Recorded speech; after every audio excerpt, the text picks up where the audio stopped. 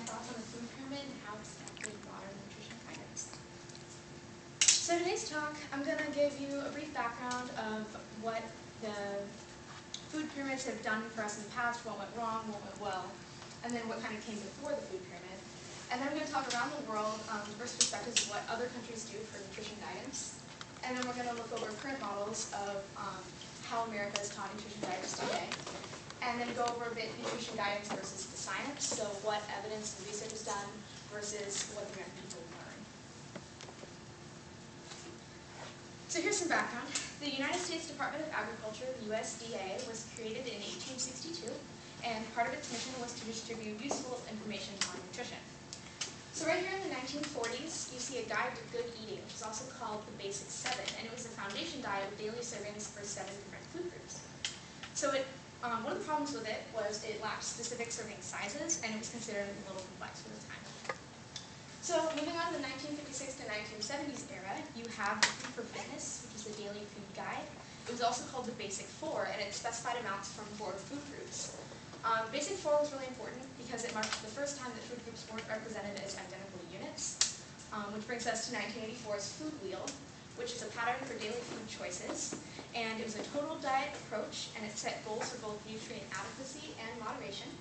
And it tries to address proportions, however, consumers felt it was pretty outdated. And all of these 3 models formed the basis for the food guide pyramid as we knew it. So here's America's food pyramids. At the time, it was considered the best option to illustrate the ideas of proportionality and moderation. And in 1992, they came up with the food guide pyramid released by the USDA. It developed from consumer research in order to bring awareness to new food patterns, so an updated model trying to represent modern nutrition science. It included concepts of variety, moderation, and proportion, included visualization of added fats and sugars for different food groups, and included a range of daily amounts of food across 3 calorie levels. However, that food pyramid was very controversial, and there was a plan to update the 1992 pyramid by 2005 because it met a lot of criticism. One was that it recommended multiple servings each day of meat and processed carbohydrates, and it doesn't differentiate between different types of fats or meats. And one important concern nutritionists had with this was that the pyramid, as it was oriented, unintentionally promoted the least healthy foods. So at the top, you have all of your bad fat processed foods, and many people read this top down. So there's actually a lot of confusion on what food is most important, what food do I eat. And there was actually a lot of industry and corporate concern here too, because you see the dairy and meat oriented at the top. Those 2 industries felt there was a stigma being so close to processed foods. So we're actually a really holistic group of people really upset at this. And that led to the creation of 2005's My Pyramid food guidance system, released by the USDA to try to address these concerns. It continued the pyramid concept, and it was based on consumer research once again, but it was a really simplified illustration. And there's a lot of detailed information provided on the website, mypyramid.gov. However, to people who didn't access a computer and just saw this at face value, it was very confusing. The hierarchical structure, just like in 1992, did kind of conflate ideas about food, although they do add the active component, which people found pretty important. So,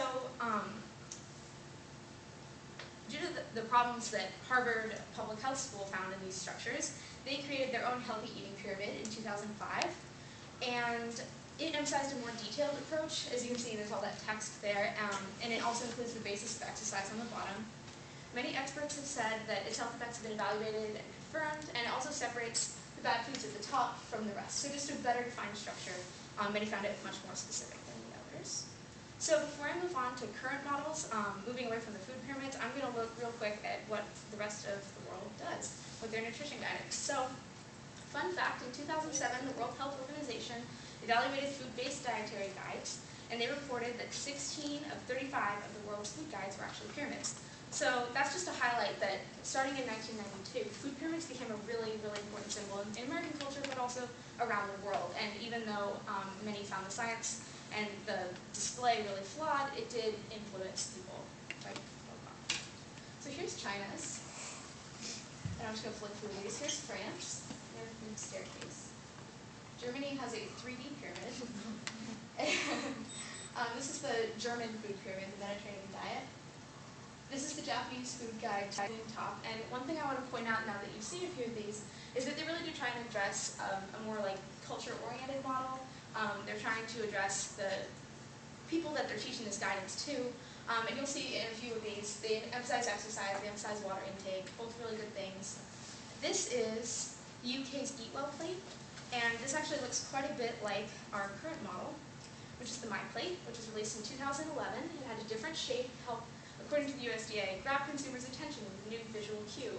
Personally, I think they may have just wanted to move away from the pyramid because it was so controversial. It says it serves as a reminder for healthy eating, but it's not intended to provide specific messages. And the visual is linked to food. It's a familiar mealtime symbol, according to the USDA. And there's also that my pronoun that you saw with the my pyramid too. They are trying to personalize it, but really what you're seeing here is that though it is an improvement from the pyramids, it's still rather vague. So Harvard again found some issues here, and they released their healthy eating plate. And it specifies you should be eating whole grains over just any grain, and a variety of vegetables, and states which meats are healthier, while the My Plate is much more vague about healthy proteins. It mentions the benefits of water and activity, but as you saw in the previous slide, the My Plate recommends dairy, even though it's not necessarily like a daily dietary necessity. So, with all this in mind, nutrition science versus guidance. So in 2005, the USDA My Pyramid was the first to establish a technical scientific report instead of a policy or communications focused document. In the past, I think they were trying to address visually like what consumers would best learn from, but not necessarily that what they were learning was accurate. So variety, proportionality, and moderation in the present day is still very important, and it's represented in nutrition guidance around the world. There's also this conflict between specificity and simplicity, and you'll see Harvard obviously argues for a very specific type of food model. And I think simplicity is still really important, and it's what the USDA has been trying to do, because it's important to keep in mind we have a very diverse population in age, ethnic background, socioeconomic status, and geographic location, which makes simplicity in visual communication very important. So the dietary guidelines for Americans now have a mandate for thorough scientific review in light of the controversies and criticisms of the food pyramid.